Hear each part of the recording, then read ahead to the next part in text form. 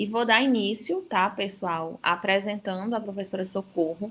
Hoje a gente está aqui nessa noite para conversar sobre os novos rumos para a reabilitação pós-Covid, a prática e as perspectivas. Eu acredito que a gente tenha tido uma quantidade tão grande de inscritos, visto a necessidade, né, de a gente falar sobre esse tema no contexto que a gente vive.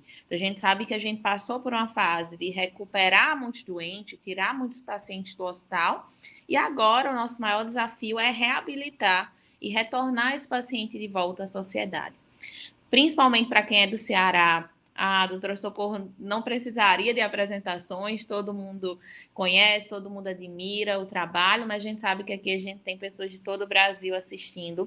Então, vou passar um pouquinho a apresentação da professora Socorro. Socorro, muito obrigada por aceitar o convite. É muito gratificante para a gente da Sobrafita ter você conosco, contribuindo e abrilhantando aqui nossa noite, que com certeza vai compartilhar não só o que a gente tem de evidência, o que a gente tem de teoria, mas principalmente toda a sua prática aí de anos à frente de programas de reabilitação e agora na Covid também, né?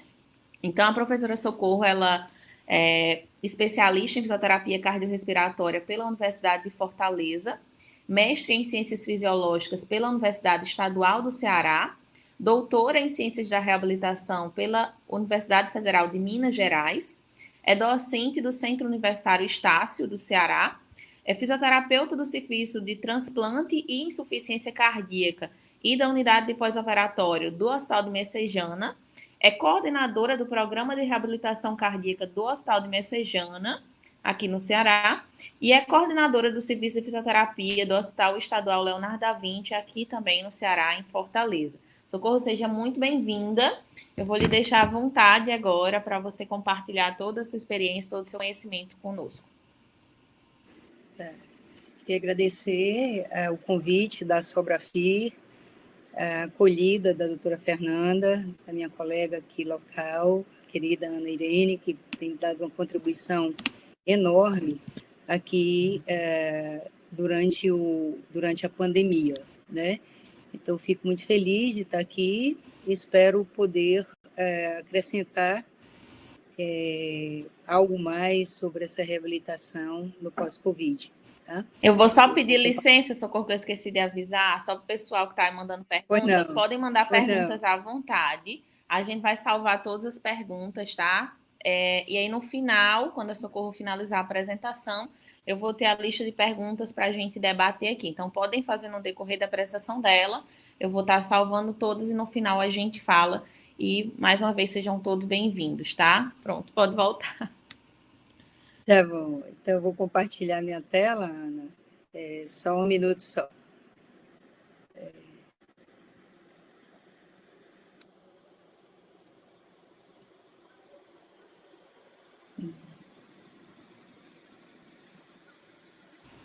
Sinalizem, por favor, aviso, se tiver... ainda não está aparecendo. Se quiser minimizar, igual na hora do teste, talvez... talvez dê certo. Vou minimizar novamente. Pronto, está atrás. Aí você pode botar... Ok. Ok, tá ok os slides. Vou desligar meu microfone, mas estarei aqui, qualquer coisa é só falar. Tá, qualquer coisa, tudo bem. Bom, pessoal, muito boa noite a todos.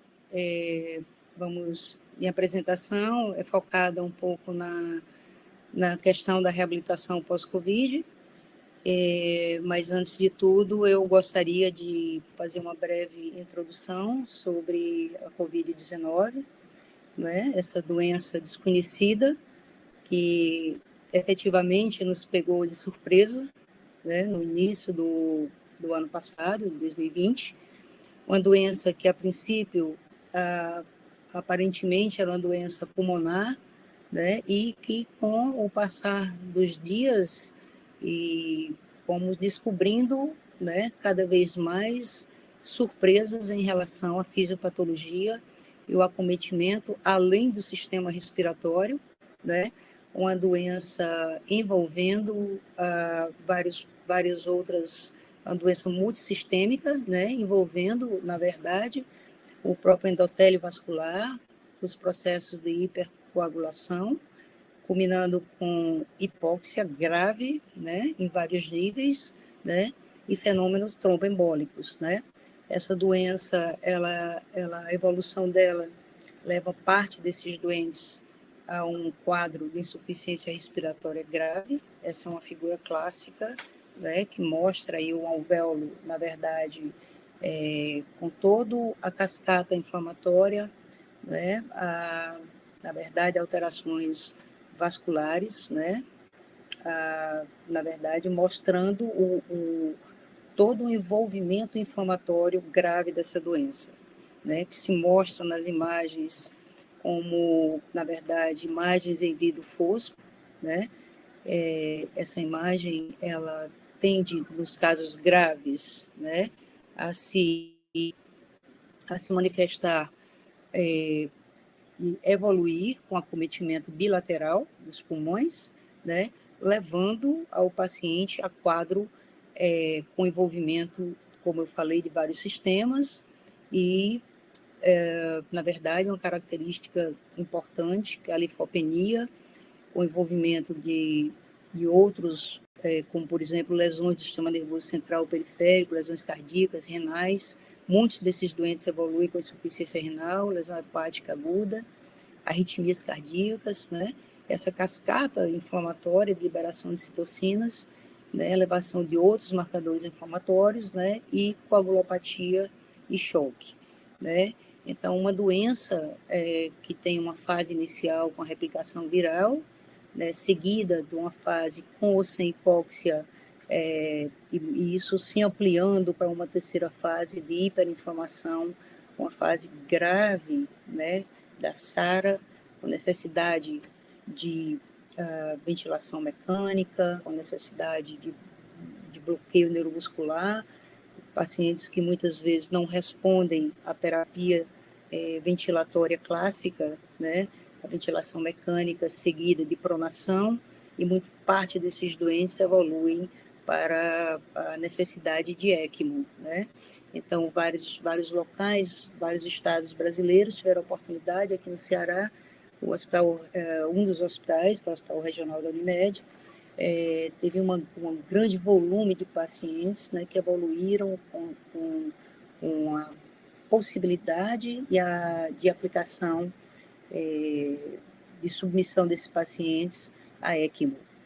Então, esses pacientes, na maioria dos nossos hospitais, o prognóstico desses pacientes foi calculado, por exemplo, com o SOFA, né?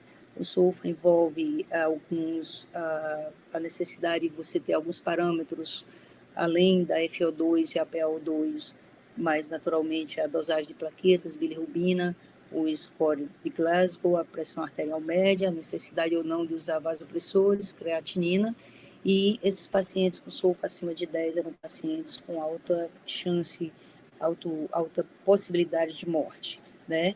Então, conhecer a COVID exige do fisioterapeuta também, né, o conhecimento desses índices de prognóstico, desses scores, que a gente pudesse, então, ter como base na hora de escolher a intervenção ou, por exemplo, de iniciar a reabilitação. Na Covid-19, o que nós percebemos na primeira fase da pandemia, em 2020, foi que nós tínhamos muitas dúvidas, né? Por exemplo, entubar precocemente ou não, né? Se a prona espontânea, que muitos de nós começamos a utilizar, se tinha ou não fundamentação científica, né?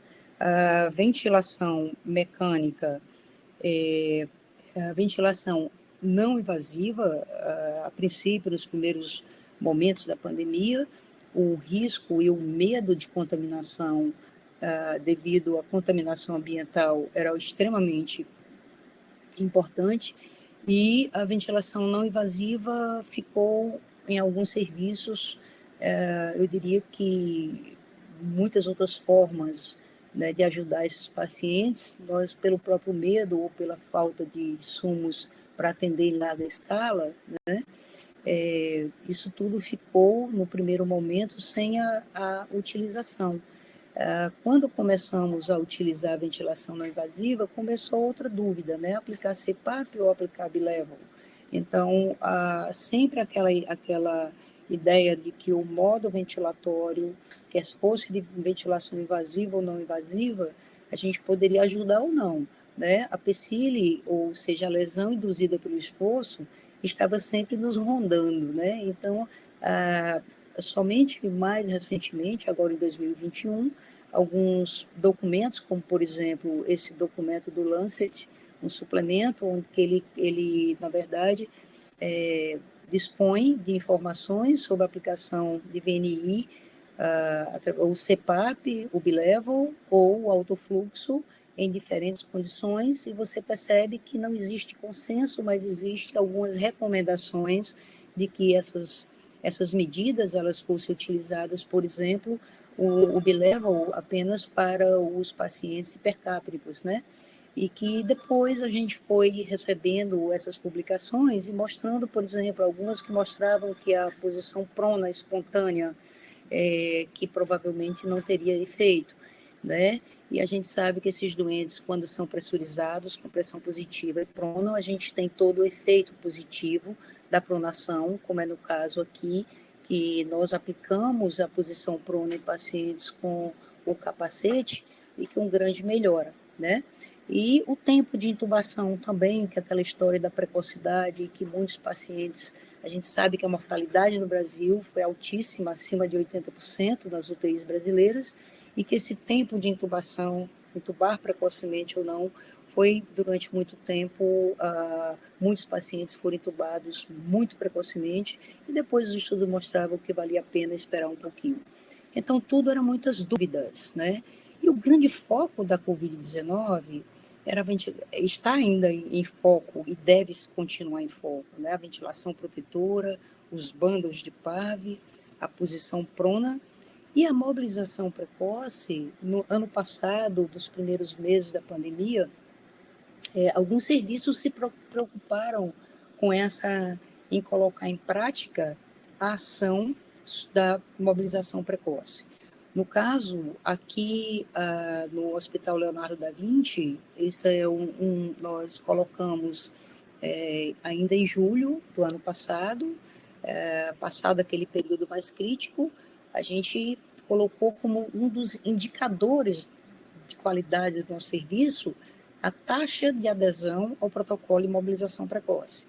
Então, isso aqui eu mostro para vocês que entre julho e novembro de ano passado, nós tivemos uma adesão, chegamos até 77% de adesão dos fisioterapeutas ao protocolo de mobilização precoce. Agora, em 2021, novamente, uma onda extremamente forte, né? Nós perdemos os dados dos primeiros meses, tá? Mas nesse segundo momento, o que a gente percebe é que a taxa de adesão ao protocolo de mobilização precoce, não está mostrado aqui em slide, mas essas nossas taxas, elas diminuíram bastante. Então, a gente percebe que o segundo momento da pandemia, o cansaço profissional, né? Isso provavelmente é um dos fatores que abateu um pouco, tá, a prática da mobilização precoce dentro dos nossos hospitais. Ano passado, a Sobrafir, ela teve a capacidade de produzir mais de 30 documentos, né, mais de 30 documentos informativos sobre como deveríamos conduzir a Covid-19, e um dos documentos era sobre a mobilização precoce. Então, os critérios de entrada no protocolo era preconizado para que se observasse o nível de mobilidade prévia, né, desse indivíduo, observássemos a reserva cardiovascular desse indivíduo, ou seja, em relação à pressão arterial, frequência cardíaca, saturação de oxigênio, né? Na verdade, a percepção subjetiva de esforço, né? A reserva respiratória desse indivíduo, pelo índice de oxigenação, APF, a dispneia em repouso aos esforços, né? E alguma restrição clínica que esse indivíduo pudesse ter. Então, esses eram os critérios que a Sobrafir recomendava-se para incluir, a ser observado. Esse documento, eu aconselho a todos que olhem, porque é importante, é um documento extenso, e foi categorizado vários níveis de leve, moderado a grave, com várias informações de como iniciar esse protocolo, desde exercícios de baixo gasto metabólico, evoluir esses exercícios para ativos e utilizando sempre a monitorização individual de cada paciente, e esse gráficozinho mostrando que os pacientes com e sem reabilitação, esse delta, essa resposta do momento da admissão e o momento da alta, elas poderiam ser bem diferentes nos doentes que praticavam, que eram submetidos ou não a protocolo de reabilitação. Então, na verdade, nesse documento da SOBRAFI, né, ele recomendava utilizar essa sinalização visual, né, do paciente verde, doente de baixo risco para eventos adversos durante o protocolo de mobilização sistemática, o amarelo identificando que a mobilização é possível desde que seja discutida com a equipe multidisciplinar e a equipe aprove a realização da mobilização, e o vermelho indicando os pacientes de alto risco de eventos adversos para mobilização precoce. Essa ideia da SOBRAFI de você sinalizar com cores ou adotar protocolos que, numa pandemia, é extremamente importante que nós usemos protocolos factíveis, sinalizações possíveis, e nós imitamos essa sinalização aqui nos hospitais, aqui no Hospital Leonardo da Vinci, em relação à utilização do elmo. Então, os pacientes em uso do elmo durante o período de internamento, esses pacientes, como vocês estão vendo, aqui um paciente em uso do elmo, exercitando, e aqui um outro paciente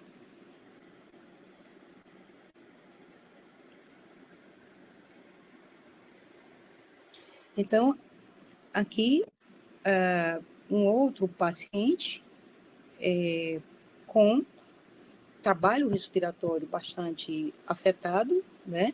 Então, esses pacientes, eles precisam ser sinalizados ou ser introduzidos em diferentes níveis de reabilitação, ou diferentes suportes de oxigenação. Lembrando sempre que a COVID-19 é uma doença hipoxêmica, que pode ser grave, né, em alguns casos, e qual a melhor forma de perguntar a esse paciente sobre a falta de ar, né? Então, a importância de, quando se pergunta, utilizar talvez um instrumento visual também para ele, como, por exemplo, uma escala de Born.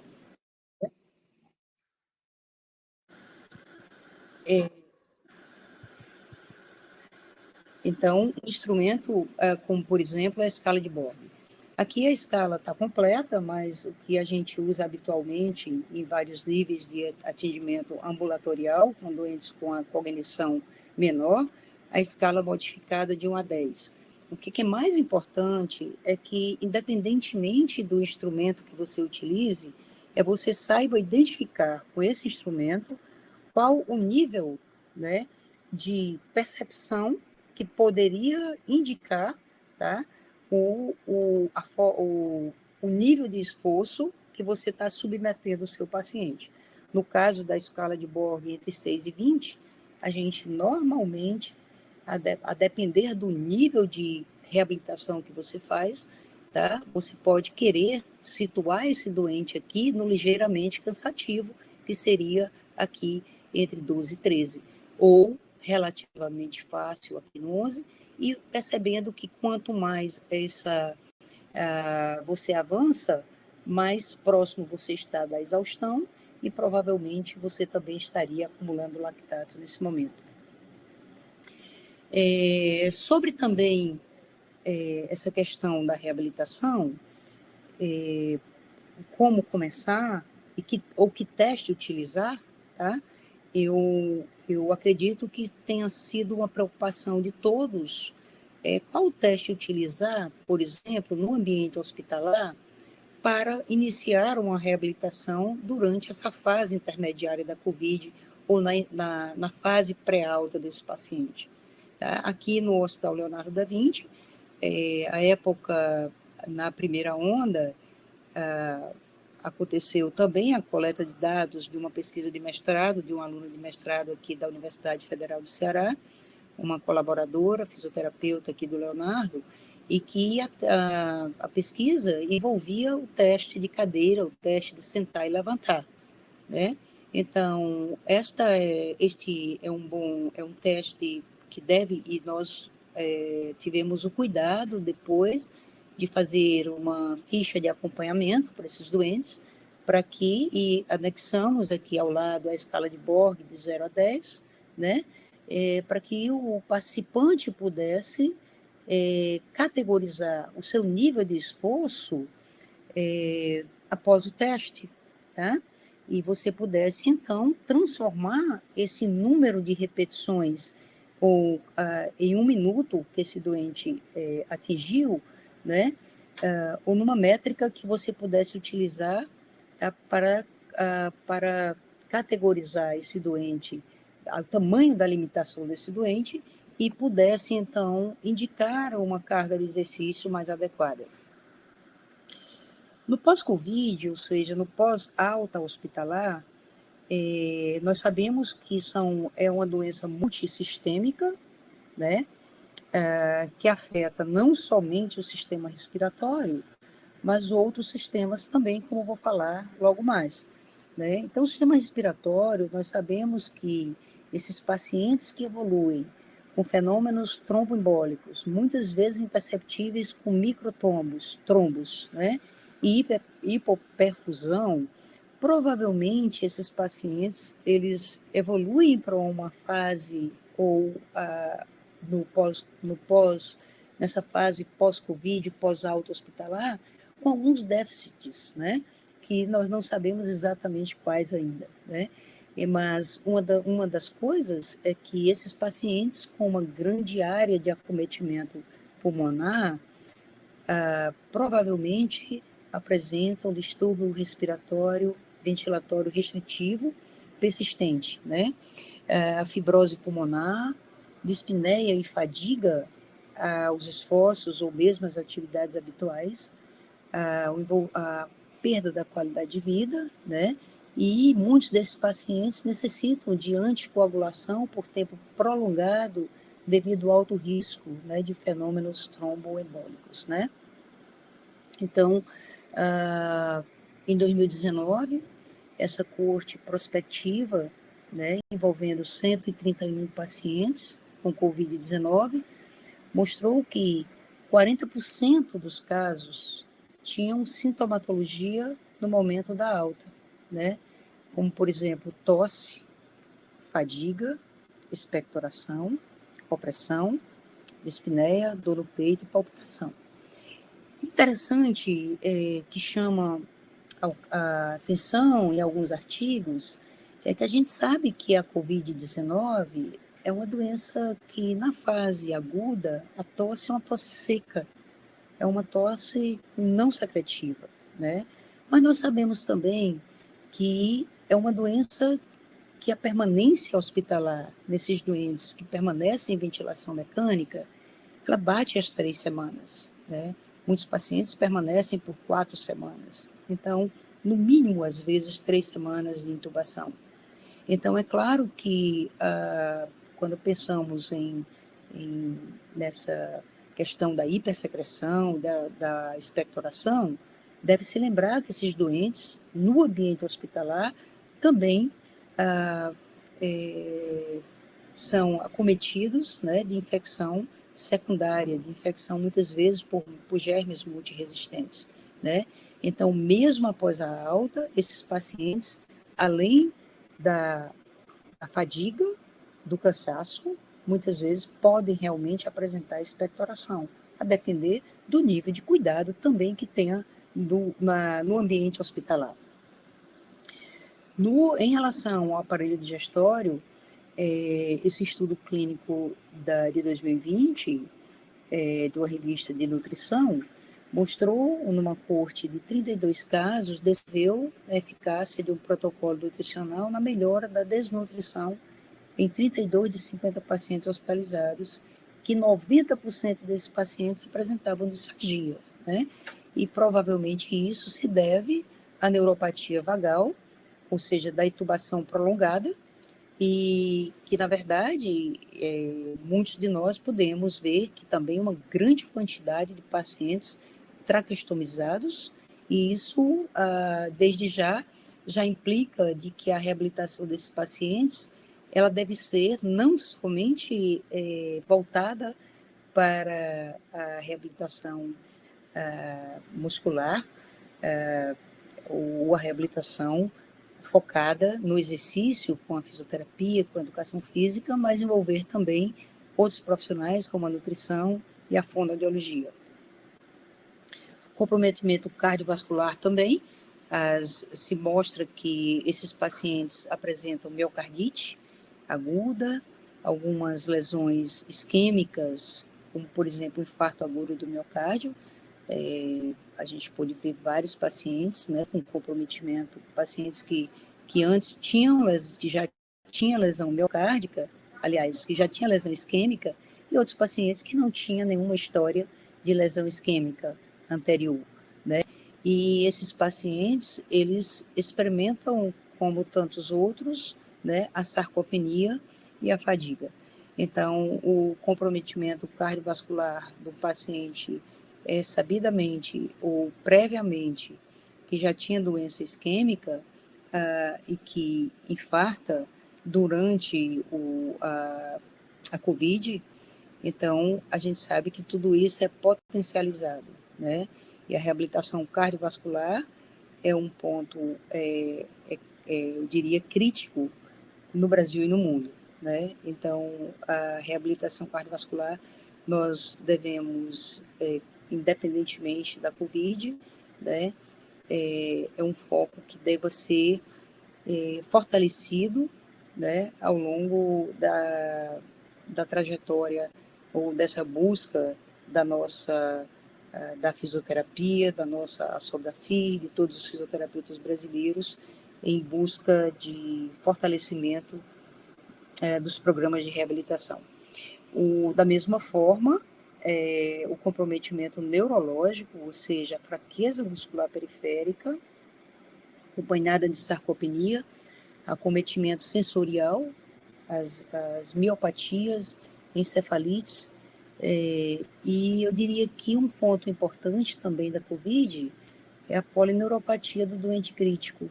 Isso, sabidamente, muitos pacientes precisam ser pulsados com corticoide, com altas doses de corticoide, e a utilização do neurobloqueador para tornar possível a posição prona, que é uma das estratégias mais eficientes, sabidamente, com evidência científica farta de que realmente funciona nos pacientes com hipoxemia grave, refratária, né? Então, aí apenas uma foto aqui da equipe forte das mulheres fisioterapeutas aqui no hospital em treinamento da posição prona. Então, é claro que o corticoide e a lesão axonal promovida pelo corticoide e potencializada pelos neurobloqueadores afetam, sobretudo, né, o sistema muscular periférico. Então, o pós-Covid desses doentes pode ser realmente traumático para esses doentes, né?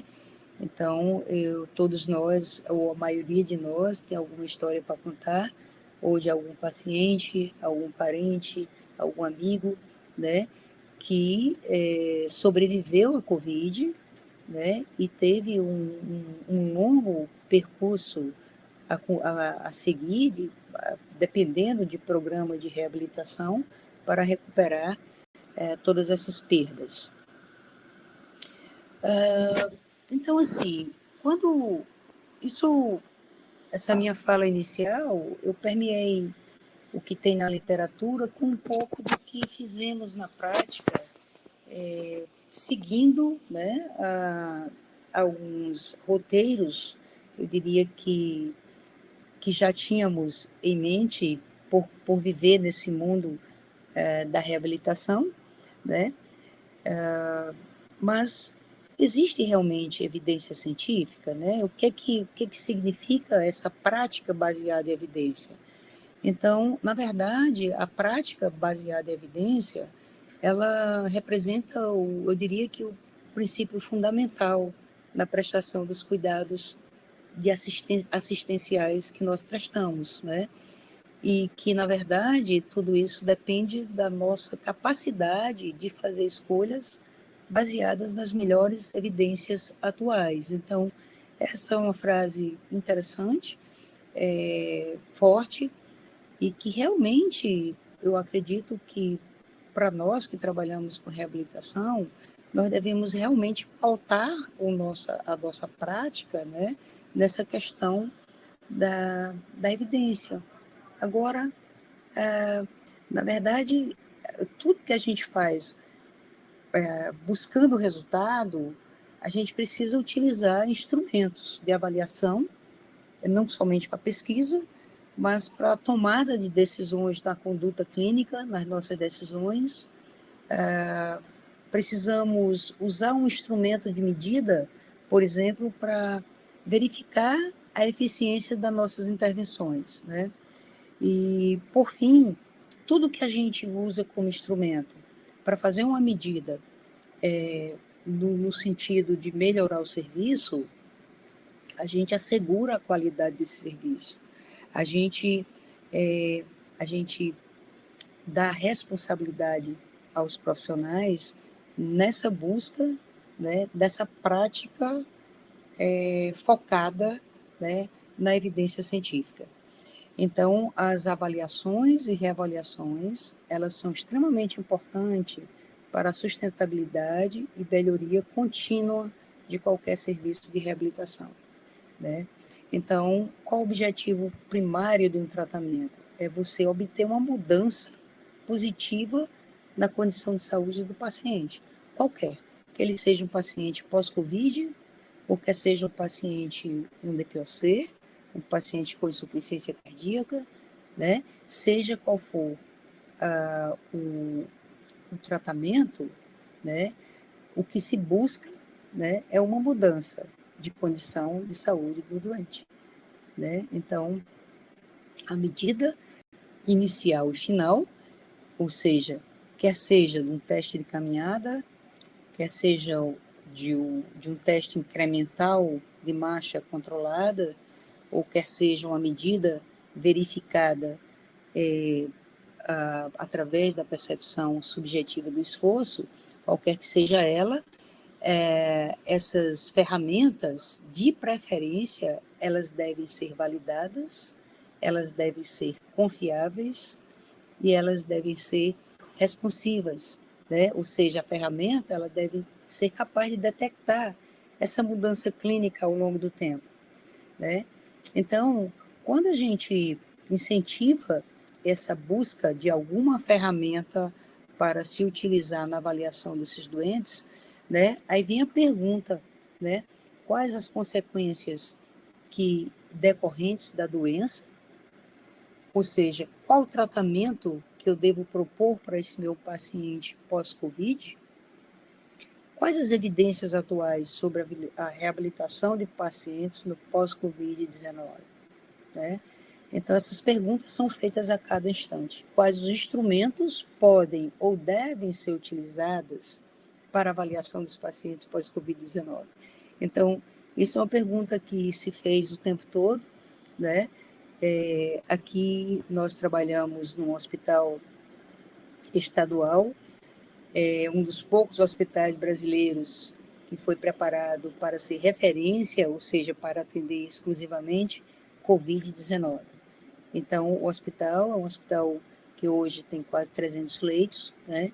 E durante essa segunda onda, nós tivemos uma ocupação beirando aí 90%, né, de doentes graves. Então, o tempo todo, nós precisávamos entender melhor essa doença, que eu acho que nessa segunda onda ela ficou mais compreensível para nós, mas quais as evidências que nós temos e quais instrumentos, né, poderíamos utilizar?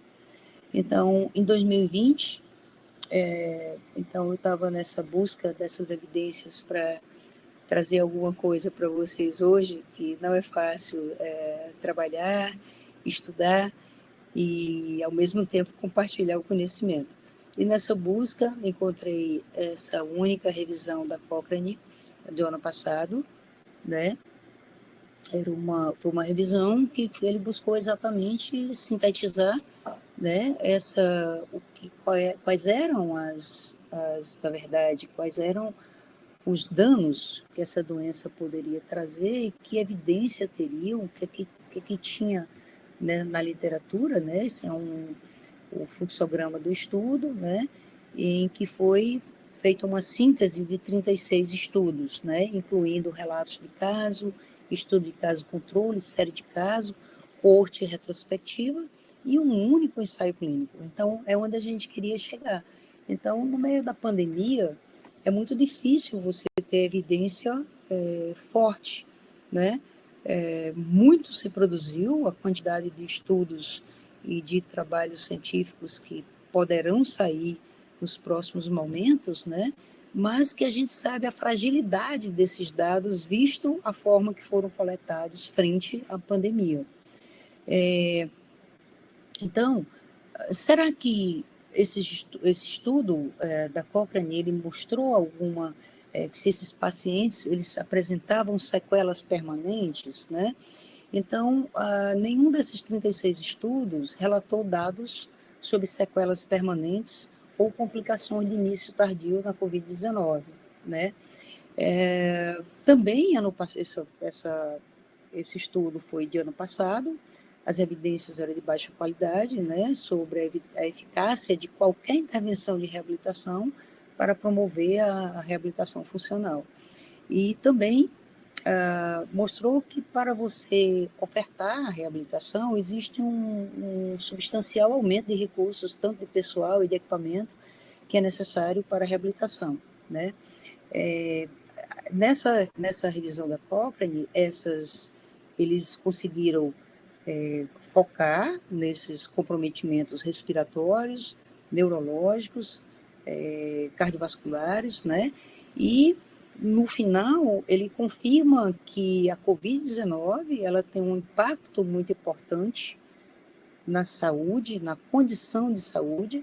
A gente fala na condição de saúde porque eu prefiro usar, não é aqui a gente está falando de um diagnóstico, né? Se a gente lembrar bem do que é pregado na CIF, né? O modelo biopsicossocial de reabilitação, ele envolve não somente as partes do corpo, mas todo o ambiente que o indivíduo vive e essas coisas outras que devem ser focadas no programa de reabilitação integral. Então, a COVID, ele, na verdade, apesar dessa lacuna científica e do baixo nível de evidência, se confirma, sim, que a COVID tem um impacto muito grande, né, na saúde do indivíduo. E a necessidade de estudos prospectivos, estudos controlados, estudos que descrevam a recuperação funcional desses doentes após a resolução dos sintomas, né, principalmente daqueles indivíduos com complicações neurológicas e pulmonares, né? Então, em 2021, né, agora, nessa segunda onda, tá, eu busquei mais uma vez o que é que tinha, se tinha alguma coisa um pouco mais palpável, algum estudo randomizado, algum estudo controlado, e eu encontrei, aliás, esse também é de 2020, desculpem, esse estudo, ele demonstra, ele envolveu pacientes 76 idosos, né, aplicando 2 sessões semanais durante 6 semanas, na fase pós-aguda da COVID, e as medidas avaliadas foram a melhora da função pulmonar, da endurance, qualidade de vida e percepção de bem-estar, né? É um estudo que utilizou a prova de função pulmonar e observou todas essas, tanto o VF1 quanto a capacidade vital forçada, quanto medidas de qualidade de vida com o SF-36 em todos os domínios, né? Em todos os domínios, e também num questionário de ansiedade e depressão, que esses pacientes melhoraram após 6 semanas, né? 6 semanas de reabilitação, comparando com um grupo controle com o mesmo número de pacientes. Então, o estudo mostra que ao final de 6 semanas, né, o delta de melhora em relação ao VF1 do grupo da intervenção, bem como a melhora após 6 semanas, né, da distância caminhada avaliada no teste de caminhada de 6 minutos. Esse estudo é só para ilustrar aqui que não é muito diferente do que a gente faz. O que me chamou a atenção desse estudo é que ele usou o treino muscular expiratório, né, o threshold, com 3 séries de 10 repetições em cada série, da PE máxima, o treino de tosse ativa, né, exercício de alongamento e exercícios domiciliares. Isso eu não coloquei nessa apresentação nada sobre a telereabilitação, mas isso aqui é um foco interessante que deve ser muito valorizado, eu acho que pelos fisioterapeutas, nesse momento, sim, né? E agora, em 2021, recentemente, uma publicação da revista Physical Therapy, uma revisão sistemática, em que os autores buscaram, na verdade, identificar nessa revisão o que, na verdade, poderia validar a reabilitação na Covid-19. E, na verdade, desses estudos que foram incluídos, né, esses artigos, essas revisões sistemáticas, 8 ensaios e alguns estudos qualitativos, né, desses estudos, nenhum, na verdade, ele queria identificar alguma característica nesses doentes, ou seja, não Covid, e o que poderia ser extensivo aos pacientes com Covid-19. Isso porque, se você imaginar que a reabilitação pulmonar, por exemplo, a reabilitação que envolve DPOC, pacientes com fibrose, os pacientes cardiopatas, pós-cirúrgicos, eles têm muita coisa em comum, né? Tem muita coisa em comum. Então, a perda funcional, ou seja, muitas vezes a dispneia, embora por fisiopatologia da dispneia seja diferente, embora a fisiopatologia diferente, né, o que é que poderia ser apontado, né, que pudesse ser utilizado na Covid-19.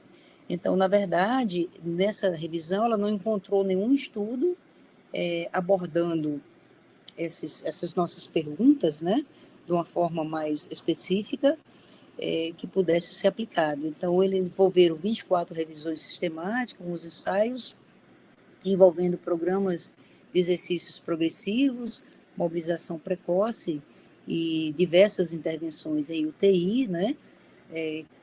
Na verdade, nesses programas, com essa ideia de que esses programas podem melhorar a capacidade funcional, né? E com a suplementação nutricional, além da reabilitação desses ambientes pós-UTI, eles podem melhorar o desempenho das atividades da vida diária desses pacientes. Eu acho que a reabilitação atual, nesse momento, a gente tem que se aliar à equipe multidisciplinar, a outros profissionais, como, por exemplo, os nutricionistas, né? A perda funcional desses pacientes, elas se devem muito pela sarcopenia, né? Então, algumas sequelas pulmonares irão ficar, com certeza, e alguns pacientes terão sequela, tá? Mas, nesses doentes que não têm grande sequela pulmonar, esses pacientes necessitam formalmente de um programa não somente de exercício, mas também um programa nutricional. Então, essa revisão, ela coloca que a evidência para a reabilitação após a alta hospitalar dos doentes com Covid, ela é inconclusiva, né? Mas que esses programas, na verdade, de mobilização precoce e multiprofissional, né? Eles, da forma que a gente aplica nos outros pacientes não Covid, pode ser generalizada para os pacientes com Covid-19. Essas intervenções de reabilitação podem trazer esperança, confiança aos pacientes pós-Covid-19, né? Mas há uma necessidade sempre que todas as avaliações elas sejam individualizadas.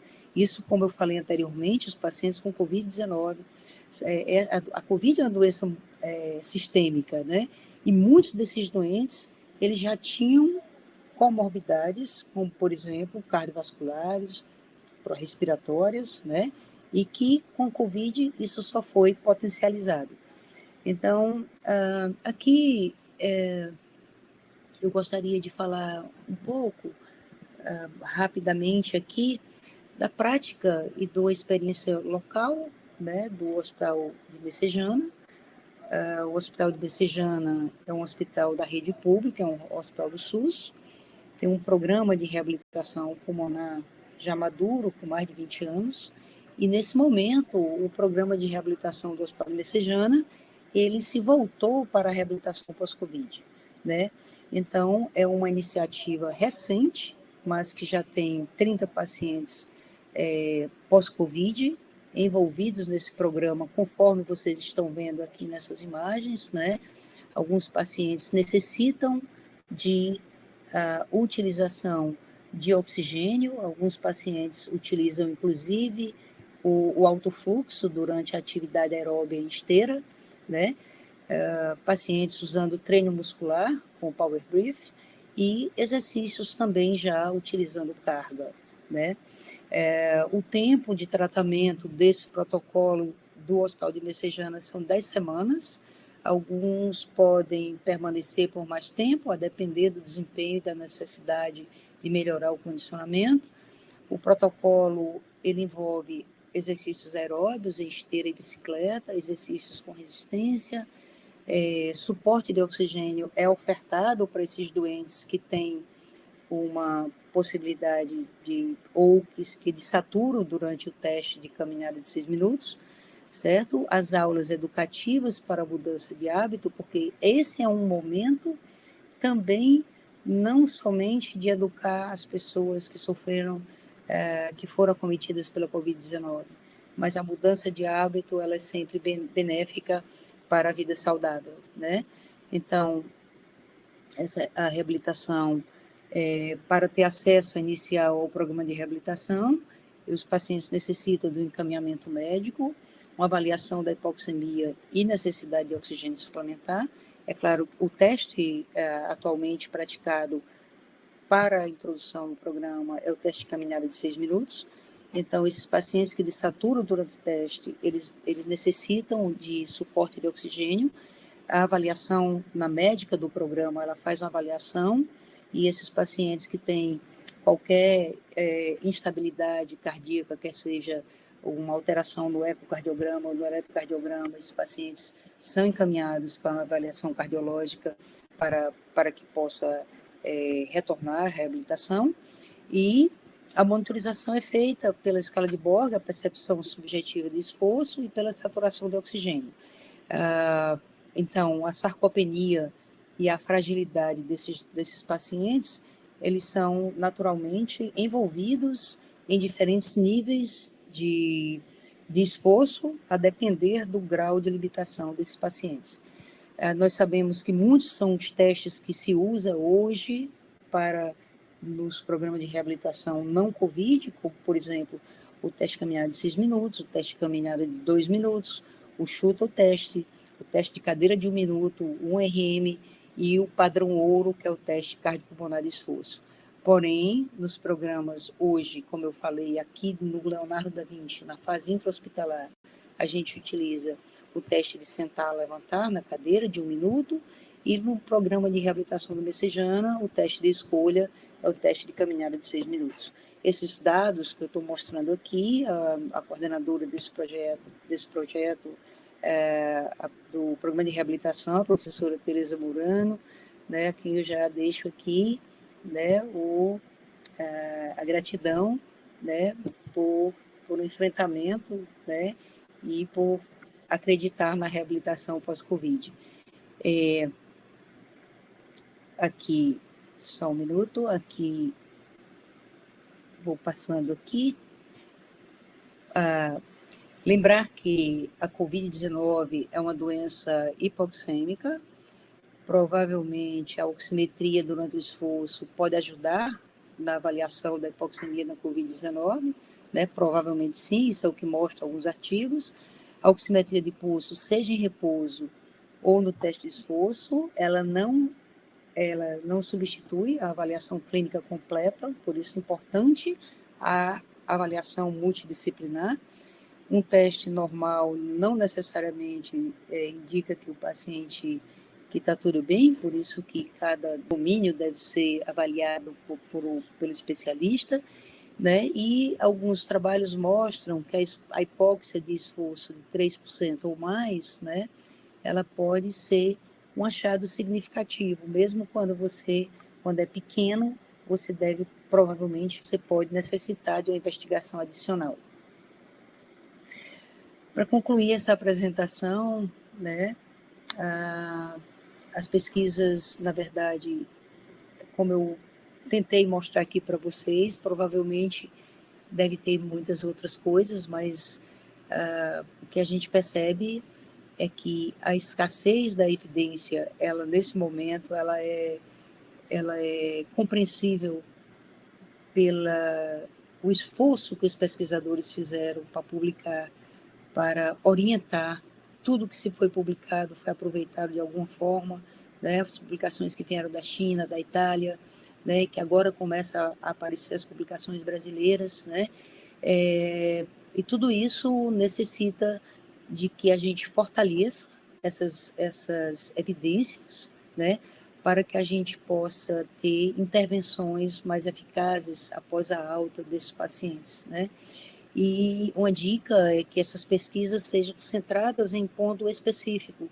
Então, a gente percebe, quando procura evidência, que os estudos são muito, eu diria que as pesquisas, elas misturam, porque as amostras, elas são heterogêneas demais, né? Então, as populações de Covid, o Covid jovem, diferente do jovem que teve Covid grave, e do idoso, né? O Covid grave, do Covid leve a moderado, bem como pacientes internados e não internados. Então, provavelmente, essas amostras, o foco das pesquisas, focando de uma forma mais centrada, a gente consiga ter evidências mais fortes no futuro, né? E é claro que a validação de instrumentos, outros instrumentos para a avaliação funcional é sempre bem-vinda, né? E eu acho que, da minha fala, para terminar, o que eu acho hoje um foco extremamente importante é que a gente tenha políticas públicas voltadas para a reabilitação, tá? Então, o que eu mais deixo aqui na nossa final de apresentação é que todos os fisioterapeutas se unam, tá? Fortaleçam a Sobrafi, fortaleçam nossas entidades de classe e sejamos mais fortes e que pudéssemos daqui a pouco, né, usufruir, quem sabe, né, dessa possibilidade de que a gente venha a ter políticas para os programas de reabilitação pós-pandemia, não somente para a Covid-19, né? Então, muito obrigada. Gratidão a todos os fisioterapeutas e profissionais da saúde envolvidos nessa luta da Covid-19. Fico à disposição agora de vocês. Parabéns, Socorro. Muito obrigada. Foi brilhante, como sempre. É sempre um momento de grande aprendizado, de escutar, de ver. e saber o quanto você tem amor pela fisioterapia e o quanto você transforma a fisioterapia, né? Não é desde hoje, não é só na realidade de Covid, mas desde sempre foi uma apaixonada pela fisioterapia e fez a diferença para os pacientes e para a vida de tantos profissionais. Então, muito obrigada por esse momento. Estou vendo que a Tereza também está aí, já compartilhou um pouquinho aqui nos comentários, o pessoal fez pergunta e ela já respondeu, então também obrigada pela participação, Tereza. Obrigada a todos, estão parabenizando, tem perguntas, eu deixei algumas perguntas aqui, vou começar a fazer, tá? E aí, antes de tudo, antes de entrar nas perguntas relacionadas ao tema, fizeram algumas perguntas relacionadas à prova de títulos, tá? E aí eu vou responder logo, depois eu passo, dar um descansinho na voz, depois faço perguntas relacionadas ao tema mesmo. Perguntaram em relação a quem tem especialização tem que fazer a prova. São duas coisas diferentes, tá, gente? Então, uma coisa é a prova de título, é você o título de especialista, outra coisa é você ter a especialização. Com a especialização, você tem a pós-graduação em terapia intensiva, mas você só pode se intitular especialista em terapia intensiva com a prova de título, tá? Então, mesmo quem faz especialização deve sim fazer a prova de título como uma forma de você realmente comprovar que você é especialista naquela área. Então, por exemplo, para você assumir uma coordenação técnica de unidade de terapia intensiva, não serve a especialização. Você tem que ter o título de especialista, tá? Então, é importante que se faça assim. Isso vai, de certa forma, comprovar que você é um profissional qualificado e preparado naquela área, tá? Então, a prova de título ela é diferente do que só a especialização, tá? Deve fazer sim além da especialização. E a segunda pergunta relacionada à prova de título foi se existe algum número de registro ou carteira funcional. Não tem um outro número, você continua com o número do seu CREFITO normal, só que é colocado tanto no seu diploma de graduação, tipo um adesivo, né, que você tem o título de especialista naquela área, como também relacionar na sua carteira profissional, aquela carteirinha verde. A gente também tem esse adesivo que você fez, que você é intitulado, né, naquela determinada área. Então, fica garantido, um exemplo, para algum emprego que você vá concorrer, para algum concurso, você tem aquela comprovação, além do próprio certificado que você recebe, isso fica no seu diploma, isso fica na sua carteira profissional do CREFITO, tá? Do COFITO, no caso. Pode ser especialista em duas áreas diferentes? Pode, tá? Então, assim, até duas áreas. Se você quiser 3 áreas, aí você tem que deixar uma área e escolher as duas que você vai ser. Mas pode, eu sou especialista em terapia intensiva e em respiratório, em terapia intensiva e em cardiovascular. Isso, inclusive, é bem comum, tá? Assim, muitas pessoas têm 2 especialidades, é permitido até 2, tá? Eu vou agora, Socorro, passar as perguntas para tu mesmo. Então, a primeira pergunta aqui, né, na verdade, tiveram 3 pessoas que perguntaram a mesma coisa, que foi qual a conduta para o paciente agudo com Covid, aquele paciente que está na fase aguda, eu sei que você falou, mostrou um pouquinho ali do El, mas puder esclarecer, e isso acho que todo mundo tem muita dúvida mesmo, né, o que é que eu posso fazer, o que é que eu não posso fazer naquele paciente que está ali no agudo. Pronto. Olha, a COVID, como eu falei, é uma doença hipoxêmica, né? Então, o paciente agudo, ele sofre de 2 coisas que você não pode ter. É a hipoxemia e o desconforto respiratório. Então, no doente agudo, o atendimento inicial é tratar a hipoxemia, tá? Então, a oferta de oxigênio e oxigenoterapia suplementar ela é dada pelas formas que na COVID nós utilizamos o oxigênio através do catéter, da máscara com reservatório, catéter de alto fluxo, e os doentes que, além da hipoxemia, cursam com grande desconforto, esses doentes necessitam de suporte ventilatório, quer seja invasivo ou não invasivo. Então, a escolha é a depender do grau de hipoxemia. Os protocolos do Brasil inteiro mudou-se de local para local, mas nós sabemos que os pacientes com saturação periférica de oxigênio abaixo de 90 eram os doentes mais graves, né? Eram os doentes que receberam oxigenoterapia por catéter de alto fluxo em alguns hospitais, que isso estava disponível, que isso não estava disponível em poucos locais, em poucos hospitais brasileiros, principalmente no interior do Brasil, né? E aqui, em Fortaleza, também foi a mesma coisa. Se lançou mão desses recursos, né, na fase aguda, e só. E o doente só parte para reabilitação quando esse doente, na verdade, saiu dessa fase crítica da hipoxemia. Excelente. O que eu vejo muito, eu tenho muito contato com o pessoal por conta das redes sociais e tal, é que muitas vezes isso cabe um pouco ao nosso sistema de saúde, que é falho, principalmente para quem trabalha no privado, que tem que às vezes evoluir aquela fisioterapia motora, aquela fisioterapia respiratória, que isso vai contra o que a gente acha correto, né? A gente sabe que a gente tem que sair dessa dissociação de fisioterapia, que fisioterapia é fisioterapia, mas muitas vezes o sistema acaba colocando aquele indivíduo naquela situação. E muitas vezes me chega aquela pergunta, mas aí eu não vou fazer fisioterapia motor, ou então eu não estou fazendo fisioterapia.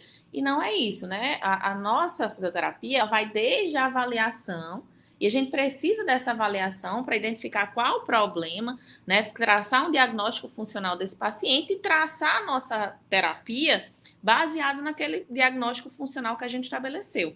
Então, se naquele momento eu avalio o meu doente, meu paciente tem uma hipóxia, uma hipoxemia, meu paciente ele tem um aumento do trabalho respiratório, está taquipneico, está com aumento do trabalho respiratório, não tem nenhum sentido eu realizar nenhuma terapia que aumente o gasto energético dele. E assim, isso não é deixar de fazer fisioterapia, pelo contrário, eu estou fazendo a fisioterapia da maneira mais correta possível, que é identificando o problema e conduzindo a minha terapêutica baseado no problema. O meu problema é melhorar aquela condição ventilatória daquele paciente naquele momento. Deixa eu passar aqui para a próxima. Quer falar mais alguma coisa, Socorro, disso? Não, você complementou muito bem. Obrigada. E aí, a próxima pergunta é em relação à rotina de atendimento dos pacientes COVID leito clínico, se é uma ou mais vezes ao dia. Eu acho, né, acredito que a pergunta aqui seja naquele paciente que a gente já está reabilitando, se a gente vai fazer uma ou duas vezes ao dia. Mas ainda não está, eu acho. O que nós aplicamos aqui em Fortaleza, eu acredito que em todos os serviços, foi a cobertura fisioterapêutica 24 horas, né? Então, nas UTIs, né, seguindo aí os pacientes críticos, e também nas enfermarias, a gente conseguiu cobrir nas enfermarias 12 horas, né? E, por exemplo, se nessas enfermarias você tivesse doentes com risco de piora, né? A gente conseguiu dar cobertura fisioterapêutica também no período noturno. Então, os atendimentos eram feitos nem unidade de terapia intensiva, as 3 vezes ao dia, mas a gente sabe que a ideia da fisioterapia no atual momento é a fisioterapia envolvida no plano terapêutico, e não a fisioterapia por demanda, tipo 1, 2 vezes ao dia. Se você tem um plantonista 12 horas, ele tem que chegar junto tantas vezes seja necessário, como a Ana Irene falou. Nem sempre é aquela coisa padronizada, 1 vez ao dia, 2 vezes ao dia, né? Então, o doente crítico, ele tem o desenrolar é diferente. Então, a presença do fisioterapeuta dentro do plano terapêutico significa que você não trabalha sob demanda de 1, 2 vezes, você está no plantão. Então, estar 24 horas com cobertura dentro do hospital significa que o teu doente ele terá acesso à assistência fisioterapêutica sempre que seja necessário. Mas o padrão é isso mesmo, no padrão, 2, 3 vezes. A outra pergunta é em relação já a testes, tá? Na verdade, algumas pessoas fizeram perguntas relacionadas a testes, você inclusive falou bem no final, não sei se deu para sanar, mas enfim, em relação a pós-alta hospitalar, quais seriam os testes? Eu acho até que já foi falado, mas se você quiser enfatizar na experiência de vocês.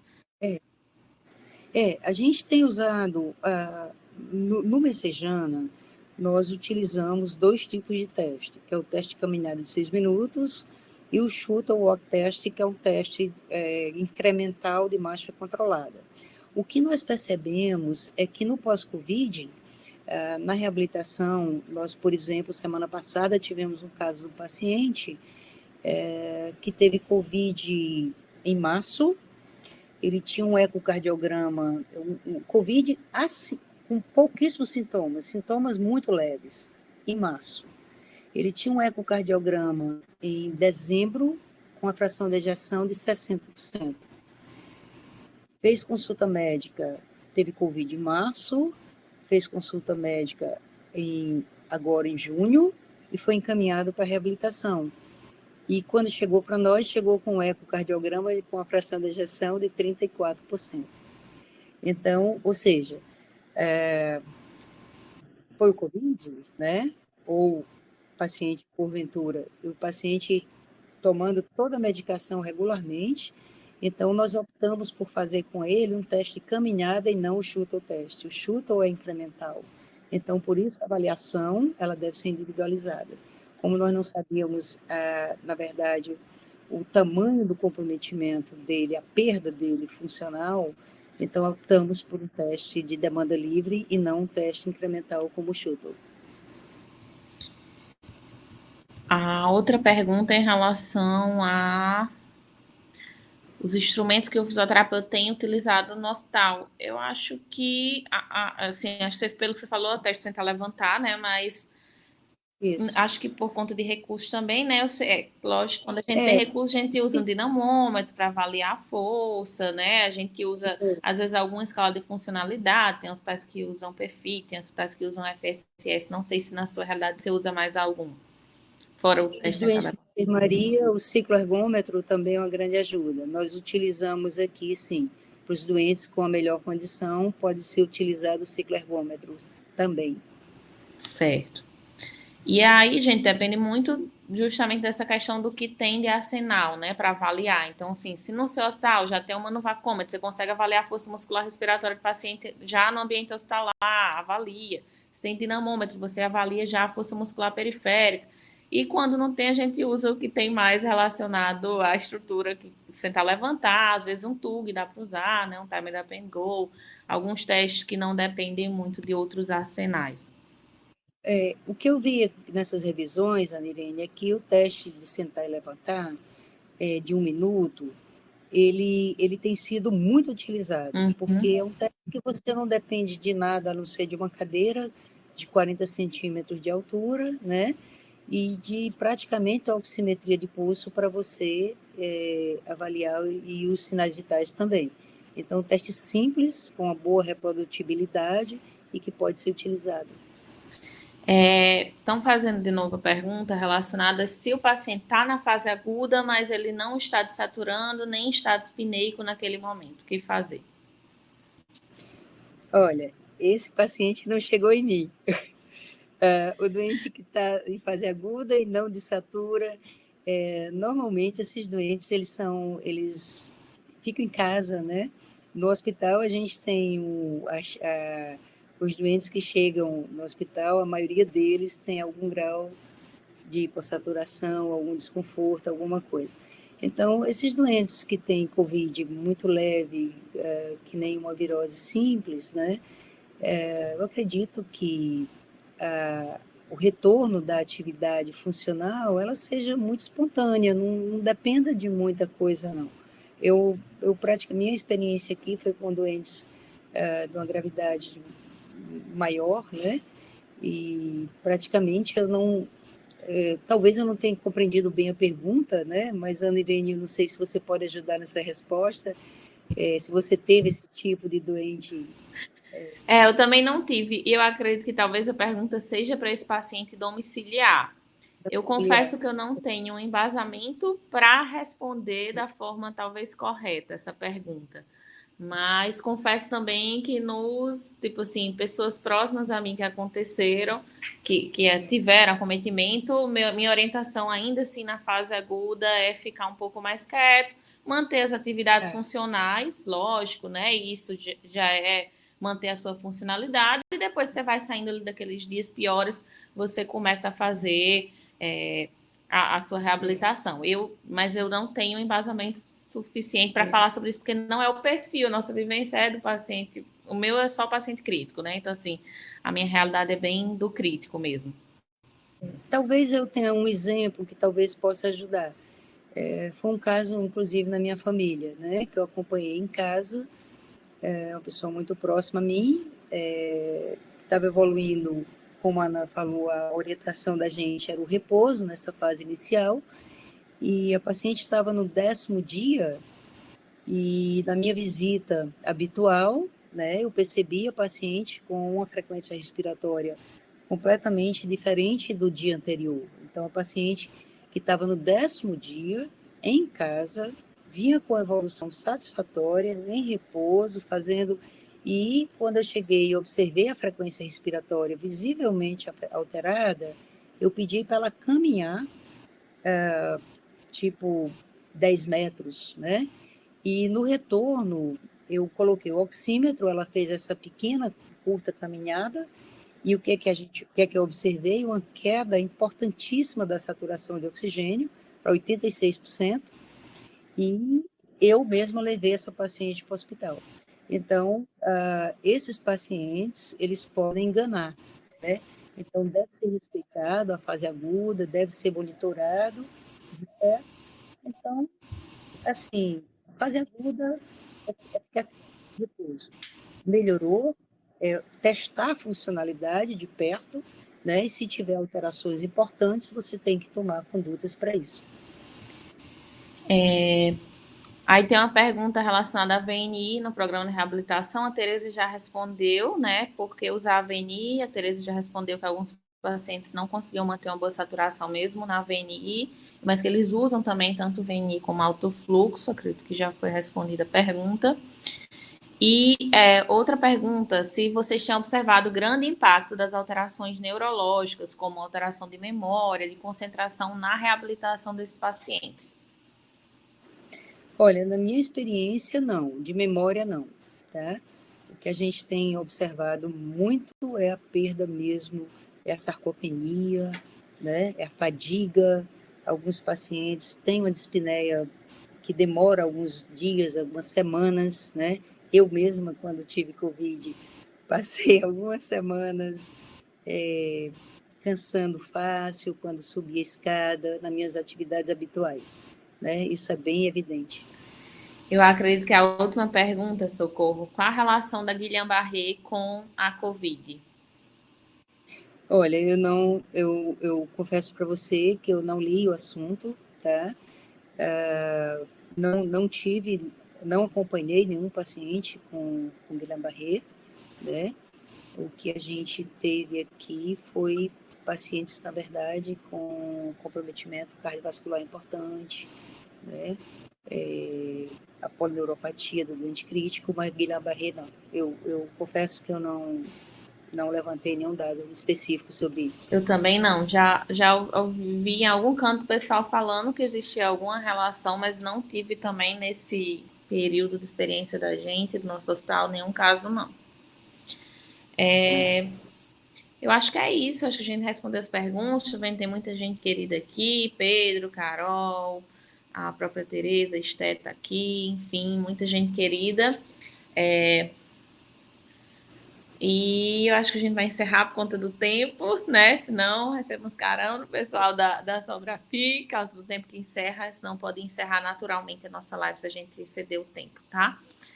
Queria agradecer imensamente a professora Socorro, mais uma vez, é sempre uma honra, é sempre uma satisfação, sempre aprendo muito com você e todo mundo tem certeza que foi um momento de muito aprendizado. Agradecer a todos de casa, né, por tirarem um tempinho, estarem buscando atualização, acho que isso é muito importante, eu acho que a Socorro falou isso muito bem na fala dela, né, a gente tem que se fortalecer cada vez mais, a fisioterapia, ela ainda é uma área nova, né, e assim, a gente tem muitas lutas pela frente, a gente tem muito o que conquistar, não é, às vezes fica, tem que estar mostrando nosso valor, infelizmente a gente ainda tem que estar mostrando nosso valor, né, e graças a Deus a gente tem uma associação que luta por a gente, que tem conseguido alguns benefícios, a gente tem conseguido nosso lugar né? Então, a gente tem que apoiar isso e se fortalecer, sempre trabalhando pautado em evidência científica, né? Sempre se atualizando, e a Sobrafi tem sido parceira nossa nesse sentido, né? E graças a gente tem conseguido levantar a Sobrafi Regional Ceará, assim como em todo o Brasil, para que a gente se fortaleça cada vez mais como categoria, né? Socorro, quer finalizar alguma coisa? É. Não, só agradecer a você, a Sobrafi. Acho que é sempre bom essa interação, né? E saber que a gente pode ainda contribuir bastante. Agradecer a presença de todos e estou à sua disposição sempre. Muito obrigada, boa noite a todos. Muito obrigada. Gente, então vou finalizar, vou dar o sinal à Elba. A Elba está aí. Pode finalizar.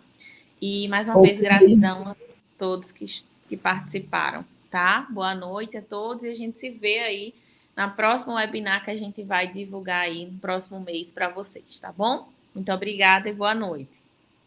Boa noite a todos.